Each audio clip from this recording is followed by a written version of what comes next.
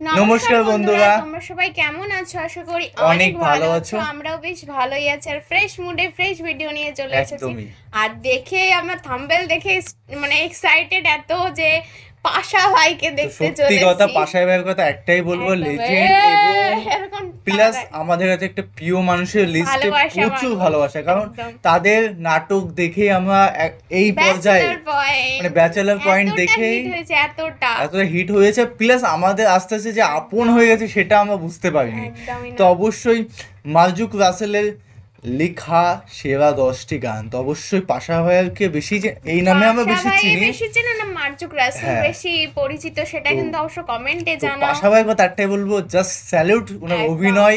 এবং এরকম তারা রিসেন্টলি দেয় একটা না? র্যাপ বানিয়েছিল, ওটার জন্য কি সামনে ভুলে গেছি। নোংরা নর্দমা। হ্যাঁ ওটা, হ্যাঁ ওটাই।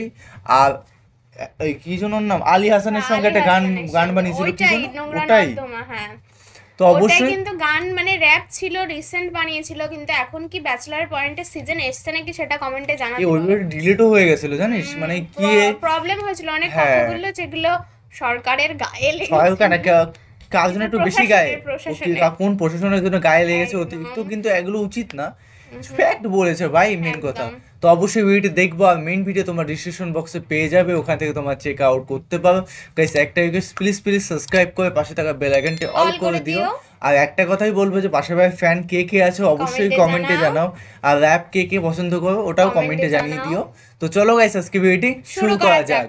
পিরিতি পিরিতি ও পিরিতি পিরিতি রীতি নীতি শেখাও সজনী গো, ও আজও শিখলাম না, চিনা যাচ্ছে না কিছু, শিখলাম না। পিরিতি আজও শিখলাম চিনা যাচ্ছে না মুখটার সাথে আলাদা। হ্যালো দর্শক, সবাইকে স্বাগতম আমাদের আজকের এই পর্ব। আজকে আমরা এমন একজন ব্যক্তির সম্পর্কে কথা বলবো যে কিনা তার নিজের অসাধারণ প্রতিভা দিয়ে সবার মন জয় করে নিয়েছে। সেই ব্যক্তিটি আর কেউ নয়, আমাদের সবার পরিচিত মার্জুক রাসেল। অনেকে তাকে একদম। পয়েন্ট নাটকের পাশাওয়াই হিসেবে চিনে থাকে, সেটা তো আমার অনেকেই প্রথম থেকে তাকে একজন অভিনেতা হিসেবেও চিনে থাকে। কিন্তু মার্জুক রাসেল শুধু একজন অভিনেতা নয়, তিনি একজন কবি, গীতিকার ও মডেল। আজকে আমরা মার্জুক রাসেলের মানে এত অভিনয় নিয়ে কিছু কথা ট্যালেন্ট, বলবো। বুঝলি? তার রচিত তুমুল জনপ্রিয় 10টি গান নিয়ে আলোচনা। র্যাপ মনে হচ্ছে, র্যাপটা যে গানগুলো হয়তো আপনি এর আগেও শুনেছেন, রক স্টার কিন্তু বলতে জানেন পারো না এই গানগুলো কার লেখা। তাহলে চলুন সেটা জানি না। দেখে সেটাই, আসি আমরা জাস্ট মার্জুক অবাক। রাসেলের একদমই। লেখা 10টি তিনি জনপ্রিয় গান। গানও গায়। ও জিম, জেমস তো আমাদের আবেগ। সাজিয়ে দেব গুছিয়ে দেব ছোট্ট সুখের ঘর। ও ওই গানটা এক জেমসের নাম্বার, গলা হচ্ছে, বুঝলি? লেইস ফিতা গানও লেইস। লেখে। জনপ্রিয় এই গানটিতে কণ্ঠ দিয়েছেন নগর বাউল জেমস। 1998 সালে এর লেইস ফিতা লেইস অ্যালবামের 1998 টাইটেল এই গানটির বাবা। গীতিকার মার্জুক রাসেল। ও, এই গানের কতকালের পেছনে কথা। ছোট্ট একটা রহস্য আছে, যেটা আপনাদের সাথে শেয়ার না করলেই নয়। মার্জুক রাসেল 1995 সালে জিহাদ দেখ। গান লেখা শুরু করেন।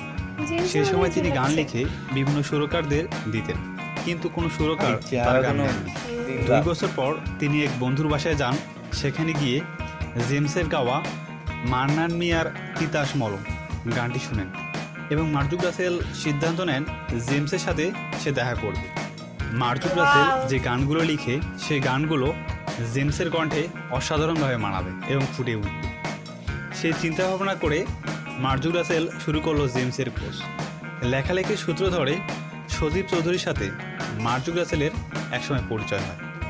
তার মাধ্যমেই সাউন্ড গার্ডেন স্টুডিওতে গিয়ে জেমসের সাথে সাক্ষাৎ করে।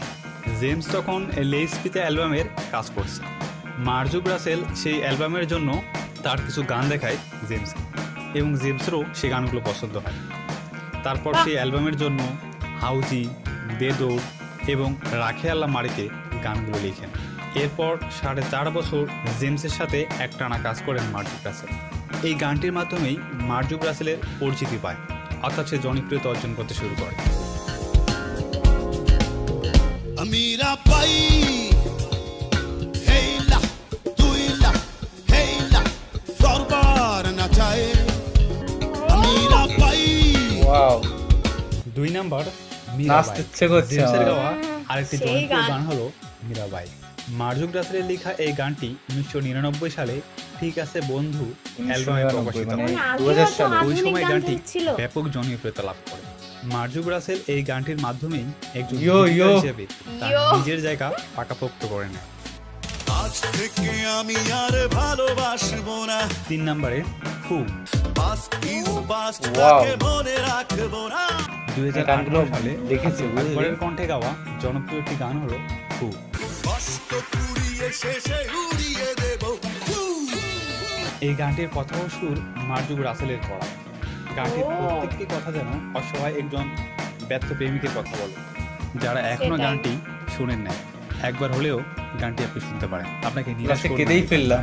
তোমার চোখে দেখলে বন্ধু আকাশে ও। নীল ভালো লাগে না 4 নাম্বার আয়ুব বাচ্চুর গাওয়া এই ভালোই অসাধারণ গান গানটি আয়ুব বাচ্চু অনেক ভালো গান করে। মার্জুক রাসেল।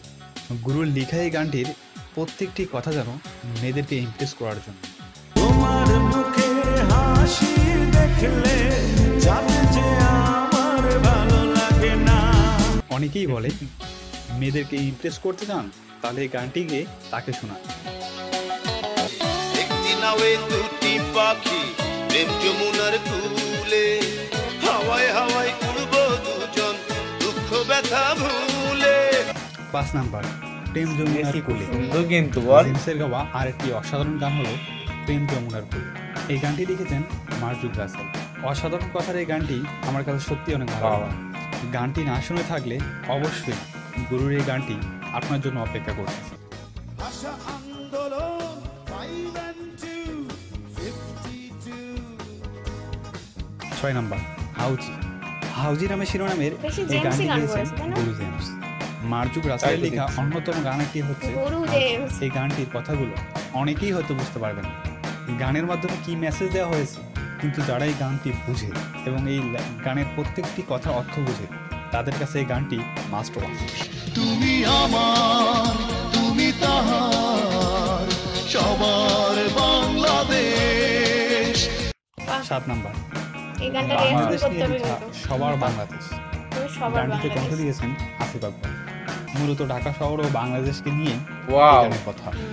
বাংলাদেশকে সুন্দরভাবে প্রেজেন্টেশন করা হয়েছে এই গানে। বাহ বাহ বাহ। ভালোবাসা কম জানে বেশি জানে চলো না ললো না 8 নাম্বার আয়ুব বাচ্চু গাওয়া ললনা গানটির গীতিকার মার্জুক রাসেল। এই ললনা গানটি মূলত মেয়েদের কোথায় ট্যালেন্ট লুকিয়েছিল ভাই। মেয়েরা কতটা তার মধ্যে ছলনাময়ী কত হতে পারে ট্যালেন্ট থাকে সেই বল। কথাগুলো তুলে ধরা হয়েছে একজনের মনে এই হয়। গানটিতে। আমি তো প্রেমে পড়িনি ও প্রেম Yes. আমার উপরে পড়েছে 9 নাম্বার Wow. আমি তো প্রেমে পড়ি। দারুণ, এই গানটা ঠিক শুনবো আমার আজকে। উপর। মারাত্মক তো। অর্থাৎ যারা Serious নতুন বল। প্রেমে পড়ে, দারুণ গানটা, ভাইবটা দেখ। ফিলিংসটা সেটা দেখ। কেমন?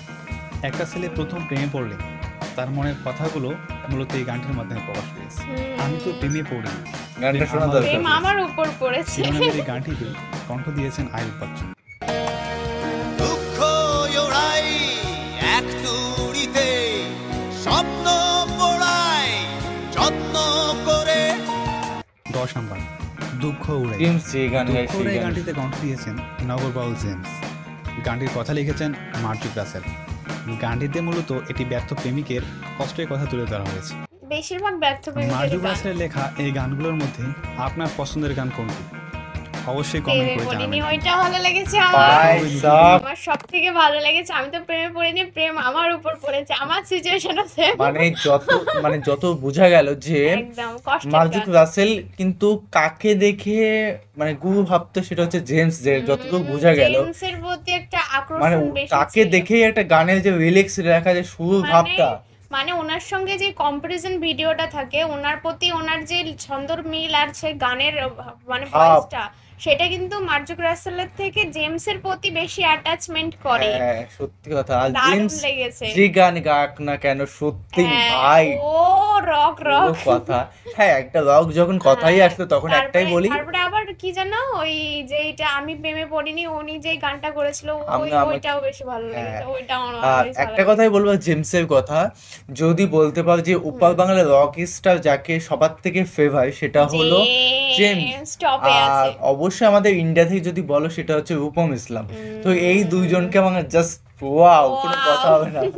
মানে পার্সোনালি আমি তোমাদের- ব্লগগুলো তোমাদের পার্সোনালি কাকে ভালো লাগে তাকে নিয়ে চলে আসবো নেক্সট ভিডিওতে, তার হ্যাঁ। জন্য কমেন্ট করতে হবে আর তোমাদেরকে। পার্সোনালি ভাবে আমি ব্লগটাও খুব পছন্দ করি, একদম। সেটা পার্সোনাল ভাবে, দারুণ, কোনো দারুণ। কথা হবে না।